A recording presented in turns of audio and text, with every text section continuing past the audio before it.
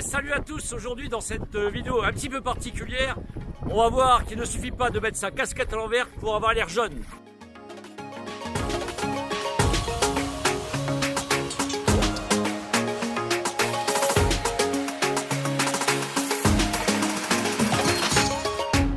Aujourd'hui, je vais profiter de la présence de mon ami Jean-Yves pour parler d'un thème important, c'est comment bien vieillir. Donc nous, on s'est rencontrés au centre de formation de la SNSM, Société Nationale de Sauvetage en Mer, au centre de formation de Nantes. Et ensemble, on a découvert la voile, la plongée, les sauts en hélicoptère, la nage en eau vive et bien d'autres choses encore, les compétitions. La traversée de la Baule. Traversée de la Baule. La remontée de Nantes. Ouais, on a fait 7 km en mois de décembre.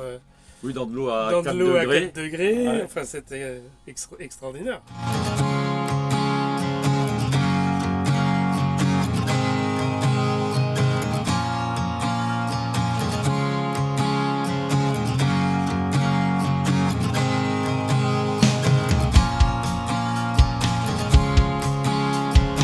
Dans les années 80, c'est vrai qu'il y avait pas mal de personnes qui construisaient des bateaux dans leur jardin, dans un chantier naval, et qui en fait, leur rêve, c'était des rêves d'aventure, des tours du monde. Et puis, ils construisaient des bateaux en acier, des bateaux en ferrociment. Ils traversaient en général l'Atlantique, ils s'arrêtaient en Martinique ou en Guadeloupe, en Martinique à l'Abricotier, hein, les anciens voileux se reconnaîtront. Ouais. Et il y en a un peu qui traversaient qui faisaient le tour, hein, qui traversaient le canal de Panama, parce qu'après c'était un petit peu l'aventure. Bon, je vous rappelle qu'on était dans les années 80. Mais là déjà, Jean-Yves, il s'est un petit peu dénoté des Atlanticos, parce que toi tu as construit, enfin raconte-nous un petit peu ton histoire. Ben, en fait, dans les années 80, j'ai construit 3 unités de 35 pieds en acier. Donc dans ces 3 unités, il y avait mon bateau personnel, entre autres. Et le projet initial de cette construction, c'était pour remonter le plus nord possible avec le bateau sur la banquise en Arctique. Donc effectivement, on est remonté à 80 degrés nord sur la banquise parce qu'on ne pouvait pas monter plus haut. On a posé l'étrave là-haut. Donc on était au Spitzberg et donc à l'époque il n'y avait personne, on était un des rares bateaux à monter là-haut. On a fait ça juste pratiquement 2 ans après les Damiens, donc pour resituer un peu au niveau historique. Et ça s'est très très bien passé.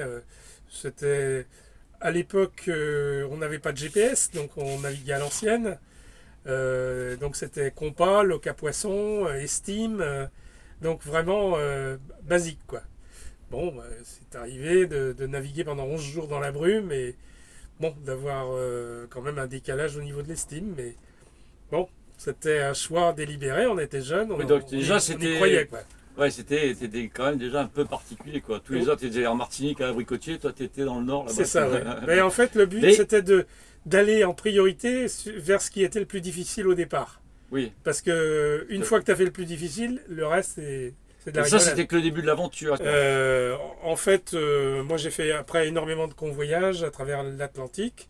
Et à l'époque j'étais au Brésil, j'habitais au Brésil. J'habitais 3 ans au Brésil, 1 an à Rio de Janeiro et 2 ans dans l'état de Bahia.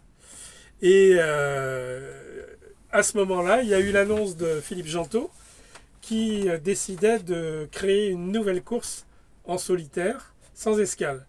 Ça, je me suis dit, ça peut être pas mal du tout, parce que sans escale, déjà, on dépense beaucoup moins d'argent. Et le challenge me convenait très bien. Donc, du coup, j'ai vendu mon 35 pieds aux Caraïbes, en Guadeloupe à l'époque.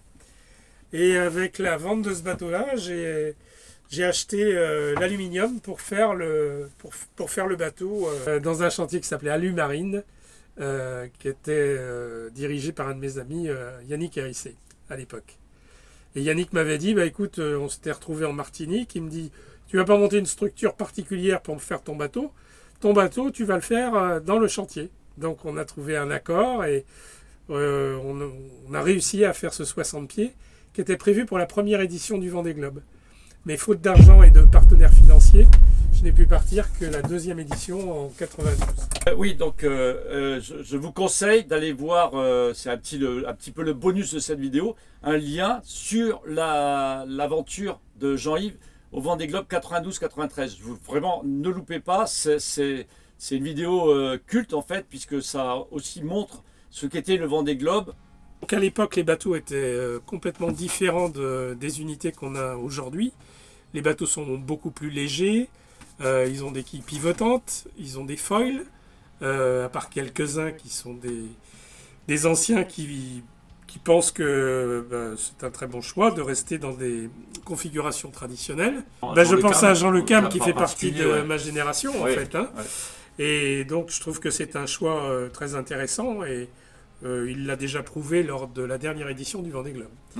Et donc à l'époque c'était vraiment l'aventure parce que on avait des moyens très limités. On n'avait pas de point de passage, donc comme aujourd'hui on ne descend pas en dessous de 55 sud pour des raisons de sécurité, nous on n'avait pas de point de passage et du coup on descendait, moi je suis descendu à 63 sud à l'époque, donc on est dans les champs de glace. Et puis il n'y avait pas de tout électronique qu'il y a aujourd'hui. On n'avait pas du tout les mêmes moyens au niveau électronique, donc c'était complètement différent. Donc, là aujourd'hui, moi la petite réflexion que je me suis faite, c'est que les bateaux ils vont aller 2 fois plus vite, mais ils ont un budget au moins de 20 fois supérieur à ce que... Ah oui, tout à fait. Au moins 20 fois. Oui, les budgets sont aujourd'hui pharaoniques. En général, c'est des budgets sur 4-5 ans qui regroupent plusieurs courses. Mais les bateaux aujourd'hui sont optimum avec de la haute technologie. C'est très impressionnant. Aujourd'hui, il y aura 40 bateaux au départ. Nous, on était 13 bateaux au départ. Donc combien ça change fini à l'époque Alors, on était 14 bateaux au départ. Il y a eu 2 disparitions, donc 2 disparitions en mer. Et puis, on est arrivé 7 classés et 8 non classés. Donc voilà, et le reste. Quand tu es non classé, c'est qu'il y a eu des assistances en... Alors non classé, ça veut dire arrêt. Il suffit de s'arrêter dans un port et d'avoir de l'assistance, et là on n'est plus dans le match. Donc ou alors on s'arrête parce qu'il y a des gros problèmes techniques, ce qui est arrivé à la moitié de la flotte pratiquement à l'époque. Donc voilà. Alors ce qui est intéressant aussi de savoir, c'est qu'aujourd'hui, c'est la 10e édition du Vendée Globe. Ça représente depuis 89 115 personnes qui ont bouclé le tour du monde à la voile en solitaire et sans escale. Donc c'est assez intéressant puisqu'on compare ça à l'Everest de la mer, sachant que l'Everest aujourd'hui on fait la queue pour monter là-haut. Donc on représente un club vraiment fermé d'une catégorie de navigateurs un peu particulière. Oui, alors ce qui est marrant avec notre histoire, c'est que moi j'étais petit joueur, j'ai juste fait la traversée de l'Atlantique et du Pacifique pour arriver à Tahiti, faire de la plongée. Mais nos chemins se sont à nouveau croisés tout à fait par hasard, un jour sur le bord de la route. Oui, en Polynésie. Moi j'arrivais en Polynésie en 2001, je faisais un tour du monde en famille à l'époque. Et sur le parvis à Tahiti, je me dis mais cette silhouette je la connais. Je lui tape sur l'épaule et c'était mon copain Bernard qui était là. Et donc c'était extra. Et quand je suis parti de Tahiti, il s'est joint à moi et on a fait la route Tahiti, Bora, Nouméa ensemble et c'était super. Voilà. C'était super. Et après, c'est aussi croisé notre fois par hasard à Düsseldorf, parce que toi à l'époque tu étais directeur marketing pour un chantier, et moi pour la plongée. Alors à Düsseldorf, il faut savoir qu'il y a le salon nautique avec les bateaux et une aile en garde pour la plongée. Et entre 2 prestations, je suis allé me balader, on s'est vu là. Oui, absolument. Donc ça c'était assez extraordinaire. Ouais. Et là il y a un mois maintenant. Oui. Hey Bernard, je suis à Tahiti, enfin là je prends l'avion pour Wainé. Qu'est-ce que tu fous là? Et voilà. Voilà, alors là c'est une aventure parce que là on est sur un autre bateau qui n'a rien à voir avec les bateaux de course, puisque ça c'est un vieux bateau de croisière, c'est un Vauquier de 43 pieds.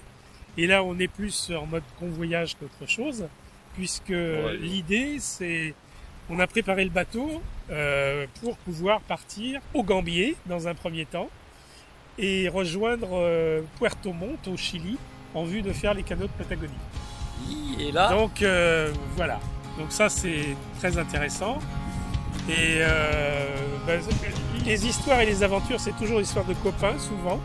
Et là il y a encore un copain d'enfance qui s'appelle Dominique qui est avec moi et qui fait la route sur les Gambiers, Puerto Montt et plus loin. Donc ça c'est extraordinaire. Pouvoir continuer des aventures comme celle-là à notre âge certain. oui, mais qu'en pense ton entourage? Mon entourage est anxieux parce que ils se disent mais enfin vous êtes plus des perdreaux de l'année, il faut faire attention, vous vous rendez pas compte, alors qu'on est tout à fait conscient de ce qui se passe, de l'environnement dans lequel on est, et on prend les dispositions de sécurité suffisantes pour qu'il nous arrive le moins de problèmes possible. Voilà. Et puis les cadeaux de Patagonie, c'est quand même quelque chose de... Oui, c'est un endroit assez magique. Les canaux sont un peu plus fréquentés maintenant, mais c'est des conditions quand même un peu particulières, mais dans des paysages mirifiques. C'est vraiment extraordinaire de pouvoir avoir la possibilité de naviguer encore dans des régions extrêmes comme celle-là. Donc voilà, donc le départ est imminent. Voilà, en tout cas, merci Jean-Yves pour ce témoignage. Vraiment, le but de cette vidéo, c'est de vous inciter à continuer à avoir des projets. Toujours avoir une vision sur un projet à effectuer parce que c'est ce qui nous tient, c'est ce qui nous motive et c'est impératif d'aller dans cette dynamique. Ça permet de garder le sourire, de positiver, d'être dans une harmonie. Enfin, bon, voilà. C'est exactement ça. On n'est pas obligé de faire un tour du monde ou les canaux de Patagonie. Non, mais on peut faire des projets. En fait, on fait ça quel que soit le niveau. Voilà. Ça peut être extrême, ça peut être moins extrême, ça peut être tout à fait normal. Il n'y a pas besoin de faire des choses extrêmes. Oui, moi ce que j'ai bien aimé par exemple, c'était parce que là, tout le monde ne peut pas venir chercher un bateau qui a combien, 45 ans, le retaper en un mois et puis faire les canaux de Patagonie. C'est pas tout le monde ça. Par contre, ce que tu as fait il y a quelques temps, le Tour de Corse en moto, ça c'est déjà plus abordable, c'est déjà super parce que ça ramène vers la nature, c'est ça qui est important. Ouais. En fait, faut avoir différents plans. En fait, ça peut être la mer, ça peut être la montagne, ça peut être plein de choses en fait. Mais... Et ça, ce que j'aimerais bien, c'est justement en commentaire que vous me disiez un petit peu ce que vous avez pensé de la vidéo. Quels sont justement vos projets? Là, je sais qu'il y a pas mal, j'étais surpris parce que mon papa il avait fait le chemin de Compostelle. Ah oui. Et là, il y a pas mal de retraités sur les chemins. Ça, c'est super aussi. Absolument. Donc là, c'est à la portée, c'est à la portée de tout le monde. Enfin, voilà. Faites-nous part de vos projets. Voilà. En tout cas, toi, tu as un beau projet et on se tient au courant pour la suite. Absolument, on se tient au courant et puis on se revoit bientôt. Et surtout, on attend les images du bas polynésien dans les canaux de Patagonie. Une première encore pour notre copain Jean-Yves. Ok, Jean-Yves. Allez, Nana. Allez, Nana, très bonne soirée. Nana. Allez, on se quitte sur un magnifique coucher de soleil dans la baie de Phaéton.